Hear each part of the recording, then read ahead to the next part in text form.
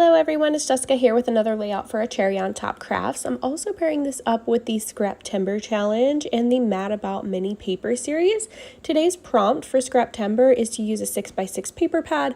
I'm cheating just a little bit and using a 6x8 paper pad. And I've pulled out the Rust and Revs collection. This is an all new collection in the Cherry on Top shop by 49 & Market, and it is perfect for all of my kids and husbands' grungy adventures. It has lots of good rusty bits in it, and I just love it. So I've pulled that out along with these Lawn Fawn dies that my friend Natalie enabled me to buy because they are just wonderful, and it creates this scalloped fringe whenever you run it through your manual die cutting machine. As you can see, my manual die cutting machine is very well loved and falling apart, but it still works. So I've got this, I'm running these through here on some of these different pattern papers, and I've pulled out this photo of my little guy. This is my oldest son, but this is from a few years ago, so he was quite small in this picture, but this is a picture of him at our favorite tractor show event that happens a couple times a year, and he is standing next to an Oliver Klee tractor, and his name is actually Oliver Cleland, so he is named very, very closely to this, so of course we had to get his photo next to it.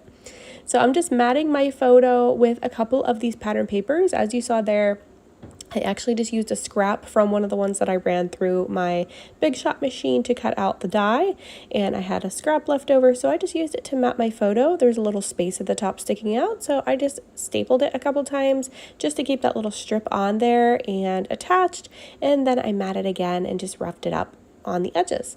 So that's pretty much all I'm going to do with my photo at this point. I'm going to go ahead and start adhering down my little strips, and I'm just using some Nuvo Deluxe adhesive for this. It does dry clear, so I don't have to worry about this poking out anywhere or seeing any of that adhesive if I'm a little bit messy with it, which I usually am, to be honest.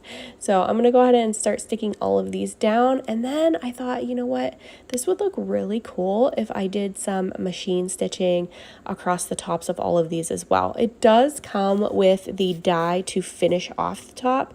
It's just a straight kind of stitched die, but I decided to just add my own stitches instead. So I'm just going to finish tacking all of these down, and then I'm going to run this through my sewing machine, which is just a Brother Project Runway edition. It sounds fancier than what it is. It's actually just a cheap sewing machine. So I just run it through and do some white stitching on here, which you'll see here in a second. I do all my cutting off camera. I know when I matted my photo, you didn't see that part. I have a pretty big paper trimmer. It's an older Martha Stewart one that they don't make anymore, and I just love. So I always do my cutting off camera. There's my finished stitches from my sewing machine, and I am just going to actually tuck a couple more of these underneath some of these just to give them some more pop and dimension and add some more color to this. I really love all of these beautiful rusty colors. It is totally my jam, and I just love how they all coordinate so well together. And I'm just going to tuck a few of these in here for some dimension. And I just love this die. I cannot wait to use this die on like a mermaid style layout for my baby girl, maybe swimming in the pool or something, because I think this die is just perfect for that. I've got some Nuvo splattering here that I'm going to do. I have this is just some Nuvo Mist and some black Heidi Swap Color Shine. So I'm just going to flick this onto my paper just to add some splatters, make it a little bit more grungy. I was going to use that mischievous title, but I actually find a better one here in a second. I was going through these rub-ons. I really want to use some of those on this page. I love these rub-ons. They're so pretty. And then this comes with these little laser cut embellishments too.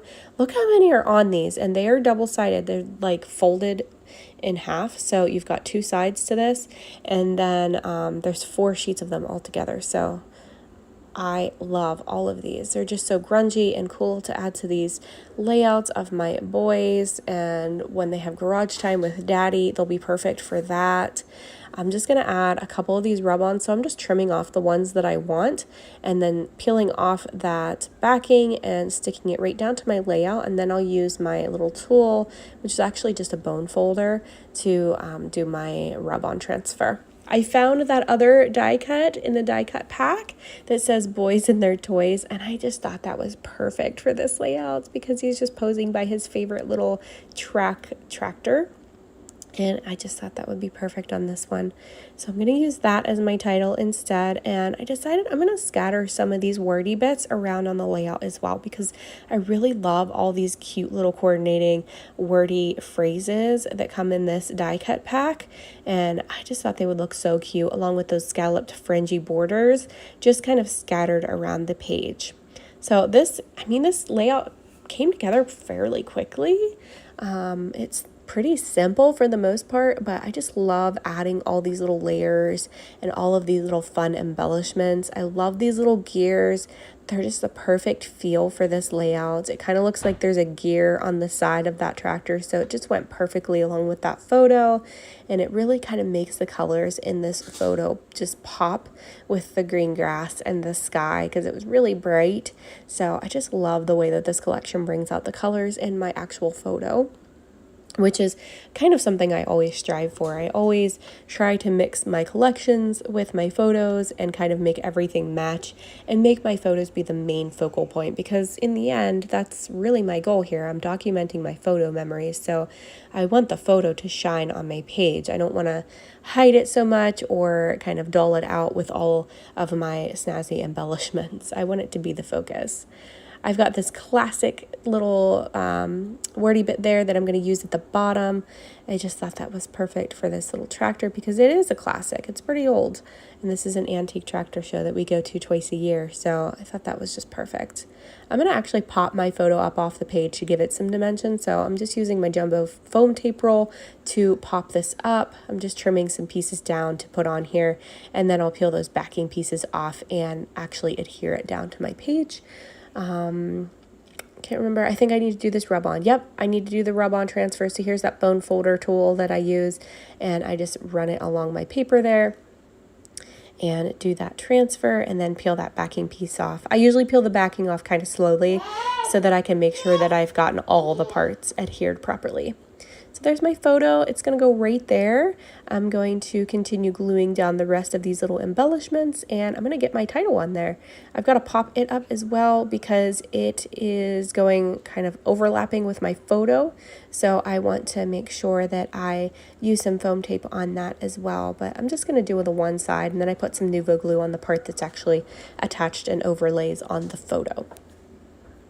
I need to grab some thread yet to pop into that little title piece because there's a couple holes in there, like it has some tags in behind it. So I'm going to grab some thread here for that in a moment.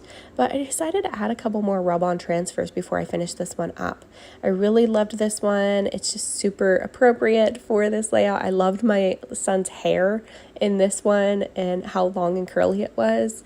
And he has now since made me cut it, and I cried. I didn't want to cut it, but he wanted to be a big boy when he went to kindergarten. So a few weeks into kindergarten, when he was due for a haircut, he asked me to chop it all off, and I cried. I didn't want it to go. I didn't want to see his curls go. And now he wears it shorter and hates when I put any product in it and make it messy and cute. He likes it flat. So, whatever makes the kid happy, but I really, really loved his curls. But he wanted to be a big boy, so it's okay. I'm just going to finish this one off by adding some sequins from my stash here. They're by Spiegel Mom. So I'm just going to add a whole bunch of these. This is the bookish mix, and I just like to use my little sequin tool and some Nuvo glue for that because, again, it's going to dry clear, so I don't have to worry about how messy I am. So I'm just going to add all of these. I'll speed this up, and then I just got to pop my date stamp in here and some more staples. And that's it for this one. If you guys want to grab anything from the Cherry on Top shop, I will link everything in the description below for you, so you can just click on the links and it takes you right to everything. Super easy and simple. Thank you guys so much for watching, and thank you for being here and supporting each and every one of us playing along with the Scraptember prompts and the Mad About Mini Paper Pad series. Thank you guys so much. Bye-bye.